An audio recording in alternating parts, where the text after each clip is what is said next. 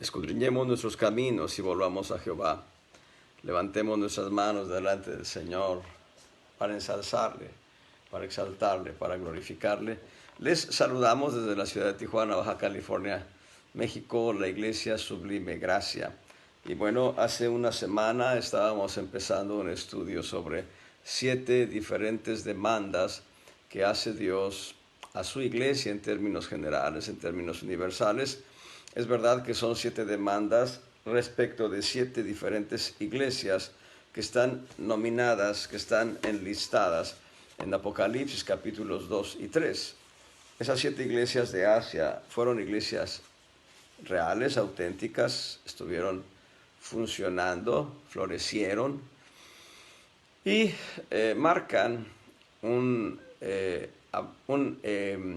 proceso histórico sobre el cual se va a desenvolver la iglesia en términos universales, la iglesia en términos generales a lo largo del mundo, pero también marca las diferentes formas o los diferentes estatus en los que se llega a ubicar la iglesia en cada momento histórico y hoy en día, por supuesto. Por mencionarles el ejemplo que les di la semana pasada, hoy en día existen iglesias a la manera de Tiatira o Sardis, déjenme ubicar específicamente. Hoy en día existen iglesias a la manera de Esmirna que están sufriendo persecución y que están, además de sufrir persecución, miembros de las iglesias son muertos, son asesinados o son llevados a prisión. Me estaba yo acordando en estos momentos que en la República de Togo, en África, un hermano en Cristo que era ministro de Dios, él ministraba la palabra, se había convertido a Cristo, siendo musulmán, se había convertido a Cristo. Y él tenía a su vez un hermano en la carne, que no recuerdo qué hacía este hermano en la carne, pero obviamente no caminaba con Cristo. Y aquel hermano impío vino a visitar a su hermano, al cristiano, y platicando con él, el ministro de Cristo le habló del evangelio a su propio hermano en la carne. Sin embargo, murió envenenado, y este varón que era ministro de Dios. Y se dice que fue su hermano quien lo envenenó, quien le dio muerte. Y entonces le dio muerte por razones del propio hecho de que no aceptan el evangelio de manera abierta países musulmanes. Togo es un país de influencia musulmana. Entonces, hoy en día existen iglesias que se están moviendo pues a la manera de iglesias, ¿cómo decirlo?, a la manera de Efeso. Hay iglesias que están caminando con ciertos estándares que la verdad son hermosos, que son deseables. Hay iglesias que están moviendo a la manera de Esmirna, que están sufriendo, y a la manera de Pérgamo, que empiezan a coquetear con doctrinas de error y doctrinas de demonios. Y bueno, hemos visto que ya mencionamos 3 de 7 demandas que hace Dios a su iglesia. Y la primera demanda que hace el Señor es no abandonar, no dejar el primer amor. El Señor le dice a la iglesia de Efeso: tengo contra ti que has dejado tu primer amor. Y no se está refiriendo a un amor corporal, no está refiriendo a un amor anímico, se está refiriendo al amor de Cristo. La iglesia de Efeso dejó de caminar en ese precioso amor que uno tiene cuando conoce la redención que es en Cristo Jesús. Y Dios nos invita, nos exhorta, nos anima a volver a esa experiencia del primer amor y no dejarla, a caminar en ese gozo y en esa necesidad de seguir testificando del Evangelio como lo hemos experimentado al inicio de nuestro caminar cristiano, que sea continuo, que no se detenga, que ese gozo del primer amor no se apague. Y número 2, en la segunda demanda, el Señor nos demanda a perseverar, ser perseverantes, ser fieles, incluso si la muerte es lo que se presenta delante de nosotros por causa de la fe en el Señor Jesucristo. Debo decirles que, como un comentario marginal, la iglesia de Esmirna, que es la segunda iglesia a la que Dios le manda un mensaje de exhortación, y la iglesia de Filadelfia, esas dos iglesias no tienen una palabra de reproche del Señor. Y Dios quiere que seamos también así, una iglesia a la que no se le reproche nada. Y aquí a la iglesia de Esmirna se le está demandando fidelidad, perseverancia, fidelidad hasta el final, fidelidad hasta la muerte misma. Y finalmente nos quedamos en la iglesia de Pérgamo, donde el Señor invita a la iglesia de Pérgamo a no dejar entrar el pecado, el engaño, no tolerar el pecado ni el engaño, no dejar entrar las doctrinas de error, las doctrinas heréticas, doctrinas de demonios. Entonces, esta demanda que hace el Señor hacia la iglesia de Pérgamo es una demanda que se da en razón de una influencia de la secta nicolaíta. Yo tenía que leer algo acerca de los nicolaitas y debo decirles, leí alguna información que está en la página de Wikipedia y a veces la página de Wikipedia la veo mucho más neutral, aunque obviamente no tiene revelación bíblica o revelación espiritual, pero también consulté otras páginas de iglesias que hablan acerca de los nicolaitas. Todo se subsume a Nicolás, el diácono que está mencionado en Hechos capítulo 6. Ahí en Hechos capítulo 6 se habla de varios diáconos: Esteban, Felipe, Nicanor, Parmenas, entre otros, y Nicolás, prosélito de Antioquía. Se dice de este Nicolás, este diácono Nicolás, estamos hablando del inicio de los padres de la iglesia, después de que el Señor ha sido levantado al cielo, después de que la iglesia empieza a florecer y empieza a crecer y empieza a dar sus frutos, y la iglesia empieza a expandirse a lo largo del territorio de Roma. Bueno, esa misma iglesia que va creciendo, hablamos de la iglesia universal que va creciendo y va plantando iglesias locales en cada lugar donde se puede predicar el evangelio. Bueno, hay un momento en el que Nicolás, uno de los diáconos mencionado en Hechos 6, empieza a establecer su propia doctrina, empieza a establecer principios doctrinales, y existen dos aspectos importantes que quiero destacar de esa concepción que da Nicolás, prosélito de Antioquía. Número uno, lo que hace es formar una secta, la secta nicolaíta o la secta de los nicolaitas, los seguidores de Nicolás. La palabra nicolaíta debemos entenderla como seguidor de Nicolás, y nicolaitas, los seguidores, en plural, los seguidores de Nicolás. La palabra Nicolás, sí se las mencioné la semana pasada. Nicolás es una palabra griega que se compone de dos voces. Nico o Nike. Nico es una declinación de Nike, y Nike es el nombre de la deidad de la victoria, la deidad que tiene la victoria. En tanto que Laos es la otra voz que forma el concepto completo de Nicolás. Laos se refiere a pueblo o pueblos. Así que Nicolás significa conquistador de pueblos, conquistador de pueblos, o vencedor de pueblos, vencedor de gentes. Y esta concepción del vencedor de las gentes también está en la raíz de Balaam, aquel profeta gentil del que nos habla el libro de Números en el Antiguo Testamento. Balaam es una palabra hebrea y sin embargo tiene un significado muy, muy parecido. Balaam es depredador de pueblo. También Balaam es una voz hebrea que se compone de dos voces y significa depredador de pueblo o conquistador de pueblo. Así que en la concepción de quienes escriben respecto de los nicolaitas, nos hablan en primer lugar de una doctrina de error, herejía, y en segundo lugar nos hablan de una secta, un grupo de seguidores de la doctrina de Nicolás. Bueno, conjugando todos estos aspectos, encontramos que Nicolás empezó a predicar un conjunto de argumentos de error.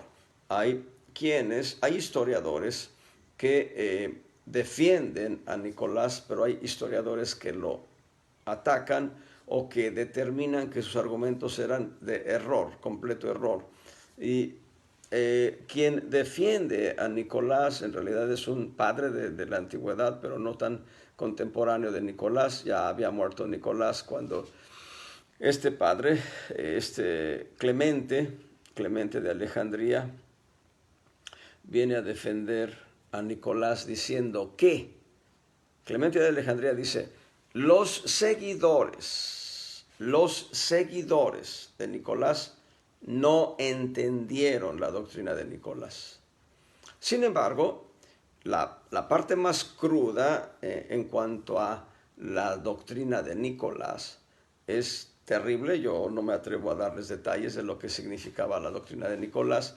Lo único que puedo decirles es que este Nicolás, de acuerdo a los datos históricos que se tienen, era un hombre pervertido que le decía a sus seguidores que si uno cometía fornicación, en el 8º día después de haber fornicado, uno recibía la gracia redentora. Eso es falso.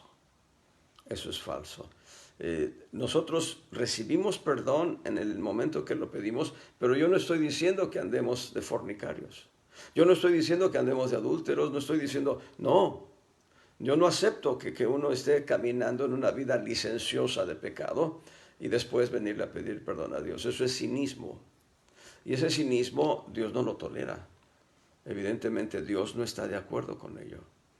Entonces, y eso es solamente una pizca de lo que podemos mencionar en cuanto a sus herejías.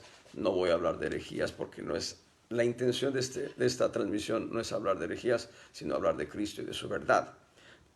Lo que estamos haciendo es poner en evidencia que este Nicolás y sus seguidores seguían un conjunto de ideas de error, de doctrinas de error, y podían ser incluso doctrinas de demonios.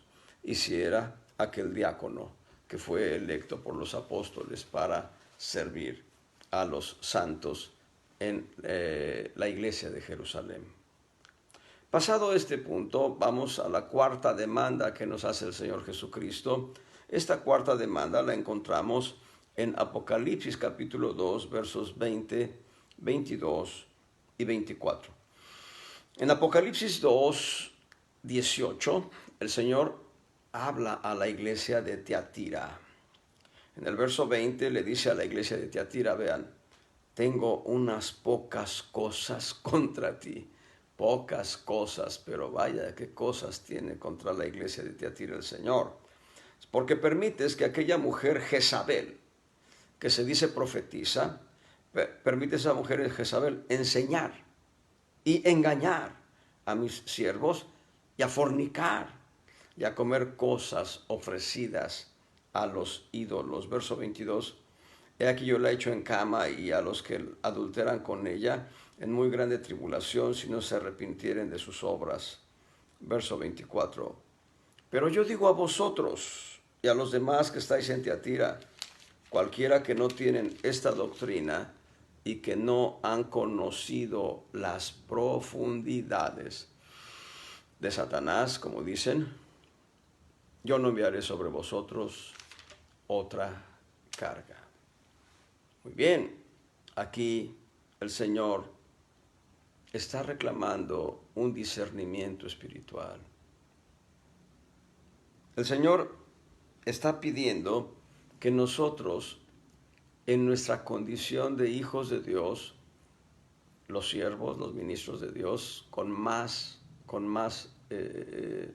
énfasis, pero todos los hijos de Dios, todos los hermanos en Cristo, tengamos discernimiento espiritual. Debo decirles, el discernimiento espiritual tiene por lo menos dos soportes. Debe haber más, pero yo por lo menos quiero citar dos grandes soportes del discernimiento espiritual. El primero de ellos es la palabra de Dios, la palabra escrita, la palabra del Señor que nos ha sido dada, obviamente palabra revelada. Y junto con la palabra revelada de Dios está la oración continua que nosotros debemos hacer todos los días.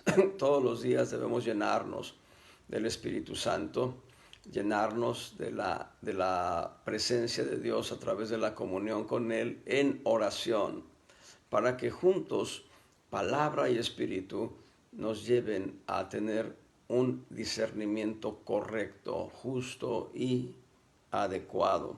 Quiero que vean en el Salmo 92, versos 10 y 11, perdón.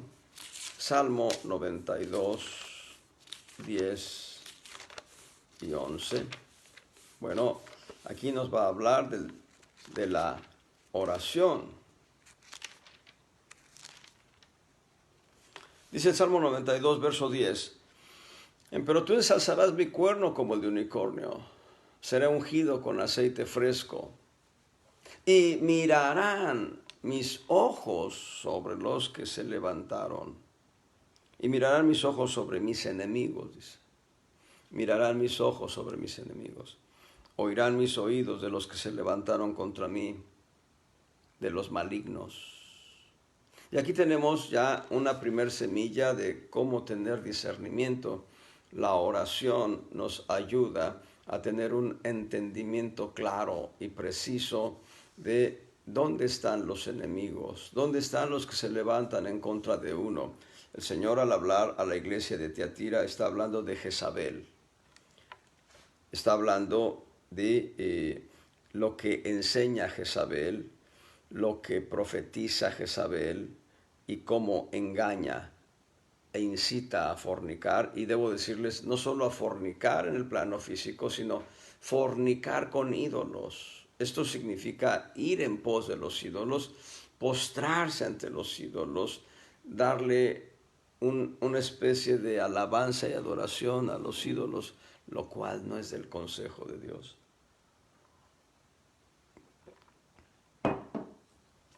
Y les enseña a adulterar también en lo espiritual. Y les da doctrina de error. Esto lo hace Jezabel. Y hay otro pasaje, un pasaje paralelo allá en Deuteronomio, donde se dice, si alguno se levantare como profeta y hablare señal, y esta sucediere, la señal que está profetizando sucediere, pero después les dijere, vamos en pos de los ídolos, dice, no le creáis. Es decir, el hecho de que se sucedan señales no está significando que nosotros debemos seguir a los profetas. Nosotros no nos movemos por palabra hablada, nos movemos por palabra escrita. Cuán importante es entender esto. Y por mencionar algo muy, muy rápido, en Deuteronomio 4, 6, 8, vamos a ver algunas instrucciones muy básicas, pero al mismo tiempo muy trascendentes. Por ejemplo, en Deuteronomio 4, ahora pues, oh Israel, oye los estatutos y derechos que yo os enseño, para que los ejecutéis, para que los pongáis por obra y viváis, y entréis y poseáis la tierra que Jehová, el Dios de vuestros padres, te da. No añadiréis a la palabra que yo os mando, ni disminuiréis de ella, para que guardéis los mandamientos de Jehová vuestro Dios, que yo os ordeno hoy. Esta expresión de no añadir a la palabra aparece también en Eclesiastés 3:14. La vamos a encontrar en Deuteronomio 12:32, en Apocalipsis 22, versos 18 y 19. No debemos añadir a la palabra escrita argumentos nuestros como si fueran verdad. Nosotros no nos movemos por palabra hablada, sino por palabra escrita. Y lo que está escrito es lo correcto. Además, Jezabel empuja con doctrina de error a la gente a buscar las profundidades de Satanás. Dios nunca nos ha enseñado, nunca nos ha exhortado a buscar las profundidades de Satanás. Jamás. El Señor, lo que Dios quiere que conozcamos del enemigo, nos lo dejó en la Escritura y con eso es suficiente. No necesitamos más. No necesitamos nada más excepto lo que la Escritura nos dice acerca del enemigo. Eso es suficiente. Y bueno, por dar un brinco en el espacio, el capítulo 6 de Deuteronomio, 6:1. Estos pues son los mandamientos, estatutos y derechos que Jehová vuestro Dios mandó que os enseñase, para que los pongáis por obra en la tierra a la cual pasáis vosotros para poseerla. Ponerlos por obra, obedecer los mandamientos. En Deuteronomio 8:1, cuidaréis de poner por obra todo mandamiento que yo os ordeno hoy, porque viváis y seáis multiplicados y entréis y poseáis la tierra de la cual juró Jehová a vuestros padres, etc. Y quiero decirles, la Biblia en el Antiguo Testamento nos describe quién es Jezabel. Jezabel era una mujer bruja, era descendiente de un rey pagano, ahorita no recuerdo qué rey era, pero esa mujer, Jezabel, casó con el rey Acab. El rey Acab, rey de Samaria, tomó por mujer a Jezabel. Y esta mujer, Jezabel, era una mujer bruja. No hay un testimonio específico de la brujería que ejercía, pero sí de la idolatría. Era una mujer idólatra, tenía sus ídolos y sobre esos ídolos se postraba. Era adoradora de Baal. Jezabel tenía 400 profetas, falsos obviamente, sobre Baal y otros 400 profetas sobre Asera, otro ídolo. Baal y Asera eran ídolos a los que se les tributaba adoración en Samaria, gracias a la influencia de Jezabel. Jezabel era una mujer homicida, una asesina. Cuando Acab, el esposo de ella, llega a casa y está triste, ella le dice, ¿por qué estás triste? ¿Por qué no cenaste? ¿Por qué no hay fiesta en tu corazón? Él le dice, bueno, es que le dije a Nabot que me vendiera su viña. Y Nabot me dijo que no vendería su viña. Yo le dije que le daba buen precio o en última instancia le daba mejores tierras y él dijo que no. Entonces Jezabel le dice, ¿no eres tú el rey? Y Jezabel manda una carta no recuerdo si era Galad, no recuerdo la tierra específica, manda una carta a los ancianos de esa tierra donde vivía Nabot, donde estaba su viña, y le dice a los ancianos, pongan testigos de Belial, testigos malos, testigos perversos, obviamente falsos testigos, y digan que Nabot ha blasfemado contra Dios, y mátenlo. Era una asesina. Jezabel era una mujer asesina. Y acá en Apocalipsis, cuando Dios habla de Jezabel, sí está hablando en un sentido alegórico de una influencia espiritual. En aquella época, entre otras influencias espirituales, estaba Diana y Afrodita, deidades griegas y romanas. Y esas diosas eran dominantes. Por ejemplo, en Efeso, Diana era la diosa a la que se le tributaba adoración en Efeso, y Diana es un ídolo, y Afrodita es la misma historia. ¿Y qué es lo que sucede con Jezabel? Jezabel es un espíritu inmundo. Jezabel es un espíritu de doctrina, de demonios. El Señor nos exhorta y nos advierte cuando Pablo escribe a Timoteo, en la primera epístola del apóstol Pablo a Timoteo, en el capítulo 4, verso 1, va a decir, pero el Espíritu dice manifiestamente, aquí está el Espíritu Santo, hablando palabras rema que se convierten en logos para nosotros. Dice, el Espíritu dice manifiestamente, el Espíritu Santo dice manifiestamente, que en los venideros tiempos algunos apostatarán de la fe. Apostatar de la fe es dar espalda a aquello que creemos. darle la espalda y caminar en sentido contrario a aquello que creemos, dice, escuchando, perciban esto, escuchando espíritus de error y doctrinas de demonios, que con hipocresía hablarán mentira, teniendo cauterizada la conciencia. 1 Timoteo 4, versos 1 y 2. 1 Timoteo 4, versos 1 y 2. En los postreros días. Y, bueno, para la época histórica en el desarrollo de la iglesia en cuanto a Tiatira, déjenme corroborar, no quiero perderme, para la iglesia de Tiatira, en el plano histórico ya habían pasado siglos, a unos cuantos siglos, y Pablo ya está anunciando que vendrían doctrinas de error, espíritus dice, espíritus de error, doctrinas de demonios. Y bueno, México tiene un matriarcado. México está bajo, bajo los pies de un matriarcado. México como nación, el país México, que Dios reprenda esa potestad, ese matriarcado llamado Guadalupe. La palabra Guadalupe se forma de dos voces, guadas, y guadas es cueva o caverna, y lupus, lobo. Guadalupe significa guarida de lobos, guarida de lobos.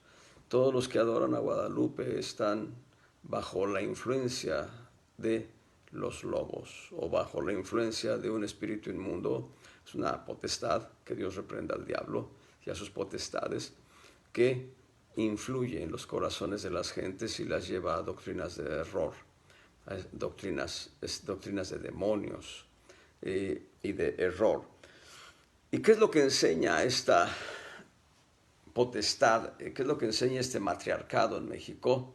Bueno, puedes tú robar y Dios te perdona, puedes tú defraudar y Dios te perdona, puedes tú, es decir, una especie de aprobación al pecado, al fin que Dios perdona. Que tengan cuidado los que creen eso, porque algunos de ellos no tienen a Cristo en su corazón y al morir sin Cristo irán a un lugar de tormento eterno. El clamor de ellos se escuchará por la eternidad, pero nadie habrá de hacer misericordia a ellos. El problema es cuando nosotros, los cristianos, los creyentes, escuchamos este tipo de cantos de sirenas, de error, cantos de error, y vamos en pos de ellos. Ese es el gran problema. No sé si les conté el testimonio, si los conté o no, pero se los cuento de nuevo. Yo era un jovencito de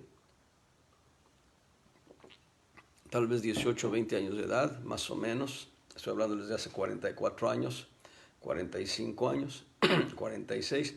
Y en aquella época, bueno, pues yo era un hombre que caminaba sin Cristo, sin temor de Dios, aunque yo conocía de Cristo y aunque yo había entregado mi vida al Señor siendo un niño. Y esto que les digo no me gusta hablarlo porque sé que es pecado lo que cometí, pero bueno, yo caminaba lejos del Señor. Y me acuerdo de una jovencita que me dijo, oye Santiago, yo sé que tú no eres católico, ya lo sé, eso ya lo sé. Pero oye, vamos a hacer un recorrido de aquí a la Basílica de Guadalupe, tantos chavos y chavas, y te quiero invitar, vamos. No participes de lo que hacemos allá, solamente acompáñanos. No fui, gracias a Dios, no fui, pero quiero decirles que a veces una jovencita puede atraer a un jovencito cristiano a postrarse ante el ídolo, o al revés. Un joven católico puede llevar a una jovencita cristiana a postrarse ante el ídolo. Eso no le agrada a Dios. Eso es apostatar de la fe, caminar en contra de los principios que Dios ha dejado como base sólida de una conducta correctamente cristiana. Es importante entender esta demanda. El Señor nos está diciendo que tengamos cuidado, que nosotros no descuidemos la vida espiritual. Ese es el punto. Uno descuida la vida espiritual porque cuando uno, no, estoy en Tiatira, perdón, es discernimiento espiritual, el discernimiento espiritual. Uno descuida el discernimiento espiritual por no tener contacto con la palabra y por no tener contacto con Dios. Cuando uno está caminando de acuerdo a la palabra de Dios en obediencia y uno tiene comunión con Dios en oración, uno tiene discernimiento espiritual. Aquí hay un varón en la iglesia, un hermano en Cristo de oración, y él me dice que cuando hay ataques del enemigo, él ve los demonios. Ya, él sabe que tiene que reprenderlos, tiene que atarlos. Hace unos pocos años había dos jóvenes cristianos, uno de ellos en una actitud de rebelión tomó un cuchillo y el otro varón me habló por teléfono. Llegué yo al lugar y le dije, ¿qué pasó? Dice, bueno, ya me salí de la casa porque tomó un cuchillo. Bueno, vamos a orar por él. Y nos metimos a orar por él. Yo le había hablado a otro hermano en Cristo que viniera, este hermano que tiene discernimiento de espíritus. Dije, ven, si tienes libertad, ven. Dijo, sí, voy para allá. Llegó, pero antes de que él llegara, estábamos orando, este varón que iba a ser víctima y yo estábamos orando frente al que había tomado el cuchillo. Y lo que yo vi, hermanos, en el espíritu, yo vi como una influencia espiritual negativa, una influencia espiritual del diablo, se iba alejando. Pero yo no vi otras cosas. Y cuando llegó este hermano que tiene discernimiento de espíritus, se unió a la oración, estuvimos orando. Aquel chavo quedó libre, más tranquilo. Y me dice, este hermano a quien yo llamé, me dice, ¿no vio usted, pastor, nada? Digo, bueno, yo vi cómo se iba, que el espíritu inmundo se iba alejando. Lo vi cómo se iba a través de la ventana. Y me dice, no, pastor. Dice, arriba de usted había unas gárgolas. Dios santo. Estaban ahí dispuestas a caer encima. Pero ¿qué es lo que impidió? La oración en el Espíritu, la oración en el Señor. Evidentemente Dios nos dio la victoria y Dios impidió que yo fuese atacado por cualquier tipo de espíritu inmundo que estuviese en ese lugar. Cuán importante es oración y palabra. ¿Quieren añadir otro más? Ayuno. Muy importante ayunar. Muy importante abstenerte de alimentos en una jornada específica para tener comunión con Dios. ¿Por qué? Porque a través del ayuno la carne debe ser sujetada, la carne debe ser puesta bajo dominio de Cristo. Y bueno, entonces es importante, muy importante, que nosotros nos movamos en amor, en fe y en paciencia. Voy a leer nuevamente la exhortación que hace el Señor Jesucristo a Tiatira, desde el verso 18 hasta el verso 24, y escribe al ángel de la iglesia en Tiatira, el Hijo de Dios que tiene sus ojos como llama de fuego y sus pies semejantes a latón fino, dice estas cosas. Yo he conocido tus obras y caridad. Noten, la iglesia de Tiatira se movía en amor, y servicio, y fe. Noten, la fe como fundamento, y tu paciencia, y que tus obras postreras son más que las primeras. Pero tengo unas pocas cosas contra ti, porque permites a aquella mujer Jezabel, que se dice profetiza, le permites enseñar y engañar a mis siervos a fornicar y a comer cosas ofrecidas a los ídolos. Y le he dado tiempo para que se arrepienta de la fornicación y no se ha arrepentido. He aquí yo la echo en cama y los que adulteran con ella en muy grande tribulación, si no se arrepintieren de sus obras. Y mataré a sus hijos con muerte, los hijos de Jezabel. los hijos que se han ido en error de doctrina, en doctrinas de demonios, en doctrinas de error. Dice, me perdí ahorita. El verso 23, mataré a sus hijos con muerte. Y todas las iglesias sabrán que yo soy el que escudriño los riñones y los corazones. También leas en lugar de riñones las entrañas, es decir, toda la parte intestina del alma, no del cuerpo, del alma, todo lo que es el alma, los sentidos del alma, el corazón del alma, los anhelos del alma, los 5 sentidos del alma, los temperamentos que están dentro de nuestra alma, todo lo escudriña el Señor, dice, y daré a cada uno de vosotros según sus obras. Pero yo digo a vosotros y a los demás que estáis en Tiatira, y cualesquiera que no tienen esta doctrina y que no han conocido las profundidades de Satanás, como dicen, yo no enviaré sobre vosotros otra carga. Voy a seguir leyendo hasta el verso 29. Pero la carga que tenéis, tenedla hasta que yo venga. El que hubiere vencido y hubiere guardado mis obras hasta el fin, yo le daré potestad sobre las gentes y las regirá con vara de hierro y serán quebrantados como vaso de alfarero, como también yo, he recibido de mi Padre. Y le daré la estrella de la mañana. El que tiene oído, oiga lo que el Espíritu dice a las iglesias. Es muy importante el énfasis del Señor Jesucristo en el verso 19. El Señor Jesucristo está anunciando que la iglesia de Tiatira tiene los fundamentos de amor, fe y esperanza. Paciencia es sinónimo de esperanza. Y eso es trascendente porque el Salmo 11 en el verso 3 va a decir, si fueran removidos los fundamentos, ¿qué ha de hacer el justo? Y aquí tienes una semilla. Lo que remueve el fundamento en la vida del creyente es, entre otras experiencias, la falta de discernimiento espiritual. Falta de discernimiento espiritual. Y les he contado de aquel joven que llegó a la iglesia y que en una semana presumía que ya estaba en el púlpito cuando él nunca había estado en esa iglesia, y después de estar en el púlpito se fue porque lo único que llegó a hacer a esa iglesia fue hacer daño, a darle publicidad al enemigo. Que Dios reprenda al diablo. ¿Por qué hizo esto? Porque le faltó discernimiento espiritual al pastor.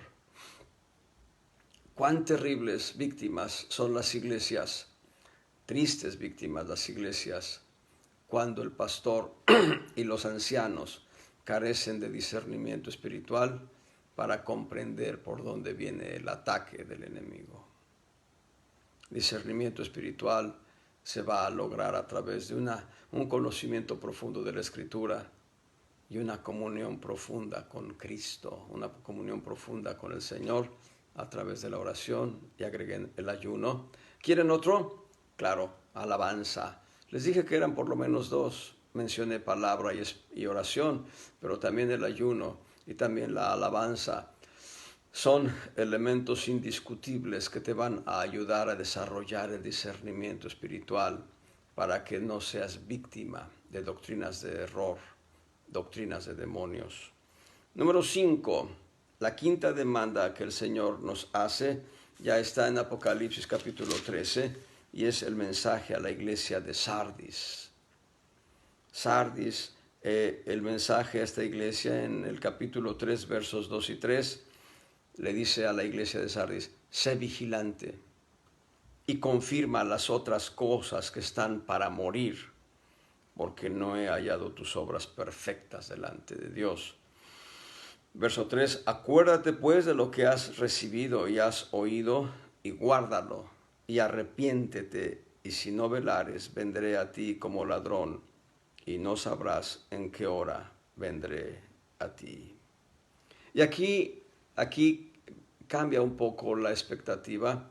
Dios no está reclamando discernimiento espiritual. Dios está pidiendo, está demandando una vida en el Espíritu. Una vida espiritual. Vida espiritual. Nosotros tenemos vida natural. Dios quiere que nuestra vida sea una vida espiritual. Vean cómo lo dice en el verso 1. Escribe al ángel de la iglesia en Sardis, el que tiene los 7 espíritus de Dios y las 7 estrellas, dice estas cosas. Yo conozco tus obras, que tienes nombre de que vives y estás muerto.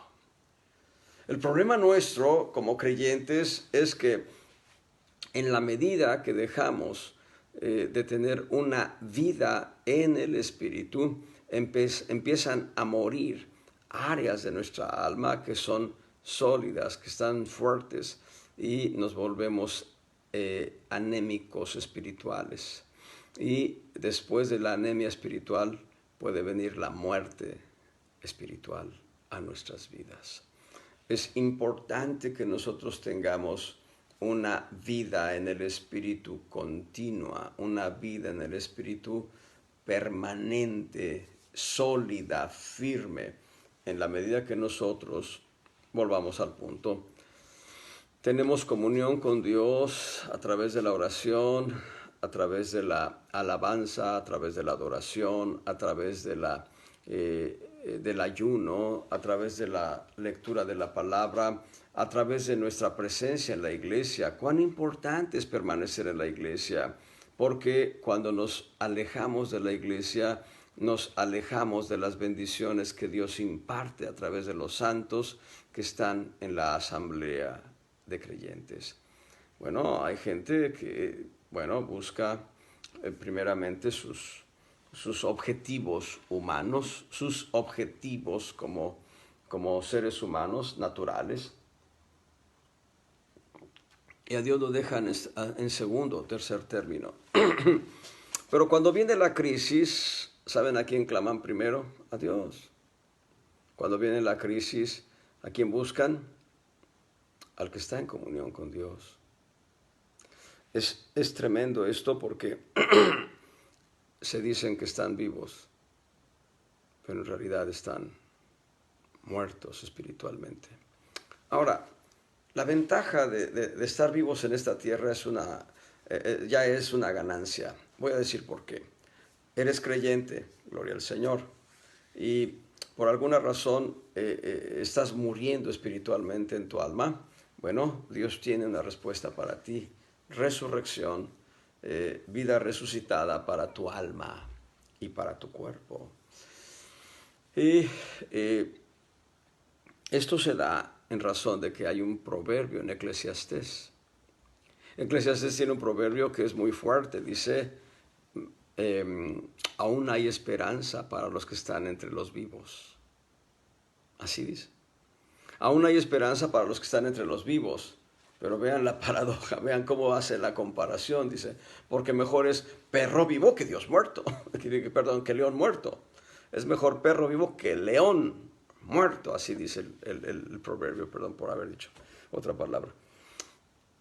Aún hay esperanza para los que están entre los vivos. ¿Qué significa esto? Tú estás viendo una crisis en un matrimonio y tú doblas tus rodillas para que ese matrimonio se componga, tú estás en lo correcto, y aquel matrimonio que está muriendo en su relación marital va a levantarse en el poder de la resurrección de Cristo Jesús. Gloria sea al Señor. Tú ves que alguien está decayendo en su espíritu, tú ves que alguien empieza a dejar de ir a la iglesia y tú tomas la carga para que Dios envíe vida resucitada a aquel varón o a aquella hermana en Cristo. Gloria sea al Señor. Dios hizo la oración para darle respuesta. Ahí en Romanos capítulo 8, el verso 11, Romanos 8:11. Y si el espíritu de aquel que levantó de los muertos a Jesús mora en vosotros, el que levantó a Cristo Jesús de los muertos, vivificará también vuestros cuerpos mortales por su espíritu que mora en vosotros. El problema nuestro es que no nos tomamos de la mano del Señor, no nos tomamos de la mano del Dios, y empezamos a morir espiritualmente. Hace unos 4 o 5 años, yo creo que sí, entre 5 y 6 años, Dios me mostró que mi trabajo secular iba a terminar. Y cuando yo todavía quise darle seguimiento a mi trabajo secular por medio de mecanismos legales, entendí en mi corazón que no. Y hoy en día, en este momento histórico en el que debo administrar los recursos que Dios me ha dado, si yo empiezo a ver que los números ya no me cuadran, entonces yo digo, ¿y si voy a buscar a fulano de tal que sí me conoce y que si yo le digo que me dé una oportunidad de empleo, seguramente me la va a dar? O si voy a buscar a esta otra persona y yo le digo, tengo necesidad de un empleo y yo sé hacer lo que se hace aquí y estoy seguro o casi seguro que también me lo puede dar el empleo. El pensamiento es, no busques lo material, no busques aquello que perece. Debo aprender a depender de Dios de manera total, íntegra, completa y absoluta, en todo y por todo. Ese es el mensaje de Dios a mi corazón. Y lo que está diciendo, pero ¿qué habría de suceder si yo encuentro un empleo, no sé, tal vez mi alma empiece a decaer, tal vez mi alma empiece a declinar, tal vez mi vida espiritual decaiga a grado tal que me muera espiritualmente? Había un hermano en Cristo en la Ciudad de México. Cuando yo llegué al camino del Señor, él llegó casi en simultánea, llegamos por caminos diferentes y ahí nos conocimos, a él y a otro varón, y convivíamos y nos saludábamos y nos buscábamos para saludarnos. Después de algún tiempo ese varón se alejó, ya no lo volví a ver, pero un hermano en Cristo me dijo, me encontré al hermano fulano, me dijo. Oh, sí, ¿dónde? Bueno, él tiene un taxi. Estoy hablando desde hace 34 años. Le dice, él tiene un taxi y está trabajando en su taxi. Y le dije, hermano, ya no le vimos en la iglesia. ¿Qué pasó, mi hermano? Y él contestó así. Perdón, él dijo, Dios está en todas partes. Verdad, es verdad.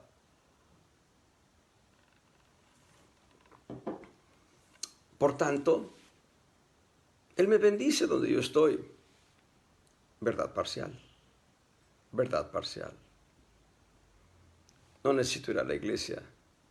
Mentira. Mentira. Una verdad total, una verdad parcial y una mentira. Aquí traigo mi Biblia. Aquí tengo mi Biblia. Cuando no tengo mucho trabajo, me detengo y la leo. Buen punto. Pero Hebreos dice, no dejando vuestra congregación, como algunos tienen por costumbre. Si fuera un comentario mío, diría como algunos tienen por mal hábito.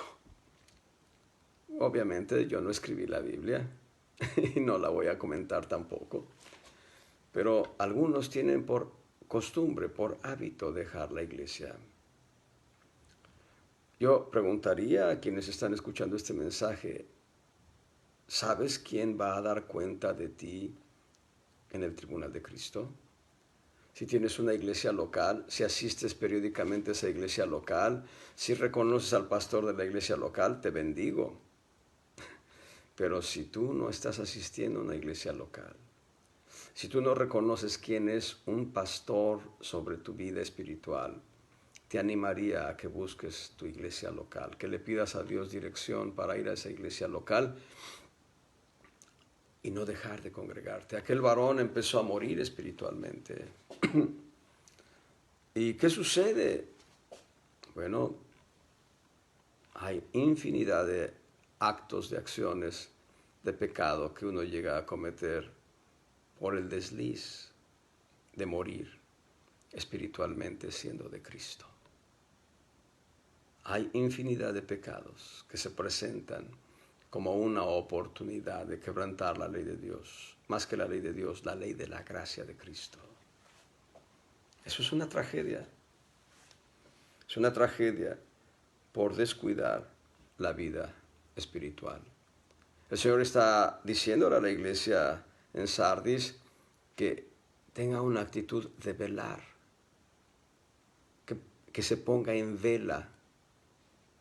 Pero alguien dirá, bueno, pues ahorita con el internet voy a buscar las mejores películas para estar en vela toda la noche. No, no habla de ese tipo de vela. El Señor quiere que estemos en comunión con Él, velando. Cantares, capítulo 5, verso 2. Yo dormía, pero mi corazón velaba. Yo dormía, pero mi espíritu estaba consciente de Dios. Y muchas noches, en los últimos años, muchas noches, mi corazón está a veces cantando del Señor, a veces está reflexionando sobre algún texto bíblico, a veces mi corazón, pero estoy durmiendo físicamente. Sin embargo, mi corazón está en vela. No puedo presumir que yo sea un vencedor, eso lo determina Dios por mi conducta, mi calidad de conducta. Si soy un vencedor, la gloria es de Dios. Y si soy un derrotado, la culpa es mía. Dios está diciendo, dices que vives y estás muerto. Y entonces amonesta a la iglesia, sé vigilante, acuérdate pues de lo que has recibido y has oído y guárdalo. En otras palabras, para estar en una vida espiritual continua, además de la oración, además de la alabanza, además del ayuno, además de la lectura de la palabra, tenemos que ser vigilantes, estar vigilando en el Espíritu, pero muy importante también, obedecer a los principios doctrinales que hemos aprendido de otros ministros. El Señor nos enseña a caminar su senda de rectitud, no nos envía con las manos vacías, nos da herramientas para que nosotros aprendamos, para que nosotros entendamos cómo caminar la senda de Cristo. Él quiere que caminemos los pasos. Cristo nos ha dejado huella. Dice Juan capítulo 13, vosotros me llamáis maestro y señor y decís bien porque lo soy, pues si yo el maestro y el señor vuestro os he hecho esto, vosotros debéis hacer lo mismo entre vosotros. Y él se humilló para lavar los pies, y él se humilló para enseñarles a sus discípulos humildad. Él quiere que caminemos en humildad, pero la parte que dice, ejemplo os he dado, para que yo, como yo os he hecho, vosotros también hagáis. Ya no solo es el hecho del lavamiento de pies, es el hecho de que él caminó en integridad total. Él se santificó a sí mismo, no teniendo necesidad, porque él ya era santo y fue santo durante toda su conducta en esta tierra y sigue siendo santo, gloria sea al Señor. Pero nos dejó ejemplo. Por esta causa me santifico a mí mismo, dijo él. Y Pedro lo dice de una manera más puntual, que Cristo nos dejó huella con sus pisadas para que nosotros sigamos las pisadas de Él, como un ejemplo específico de conducta. Lo que has aprendido, dice el Señor, es el Señor Jesucristo quien está hablando a la iglesia de Tiatira, a la iglesia de Sardis, perdón, como lo hizo a la iglesia de Efeso, de Esmirna, de Tiatira, ahora lo hace a la iglesia de Sardis y le está diciendo que se acuerde de lo que ha recibido y ha oído y que lo guarde. Esa palabra guárdalo es ponlo por obra, obedécelo, sé práctico en lo que tú conoces, ponlo en práctica. Y por mencionar uno de los tantos casos, no dejando vuestra congregación como algunos tienen por hábito, por costumbre. Ahora, hay quien va al otro extremo. Unos dicen, ya me voy de esta congregación porque no me caen bien, porque no me gusta el pastor, porque no me gustan sus mensajes, bla, bla, bla. Bueno, se va y deja la congregación. Hay quienes van al extremo y hay quienes están el martes en una iglesia, el jueves en otra iglesia, el sábado en otra iglesia, el domingo en otra iglesia, en la mañana, el domingo en la tarde en otra iglesia, y se la pasan toda la semana de iglesia en iglesia, en iglesia, en iglesia. Eso tampoco es correcto. ¿Quién es el pastor que va a dar cuenta de ese chapulín? Perdón por la expresión. ¿Quién es el que va a dar cuenta de esa oveja que va de rebaño en rebaño para ver cuál le gusta más? Porque hubo quien dijo, bueno, pues es que aquí la alabanza es muy hermosa. Acá el coro canta espléndido. Allá la doctrina es de lujo. Y acá el pastor es bonachón. Y no, debemos tener identidad con una iglesia y estar ahí permanentemente. Bueno, amados hermanos, me quedan todavía 2 puntos por desarrollar y los veremos la próxima semana. Dios así lo permite. El Señor les bendiga abundantemente.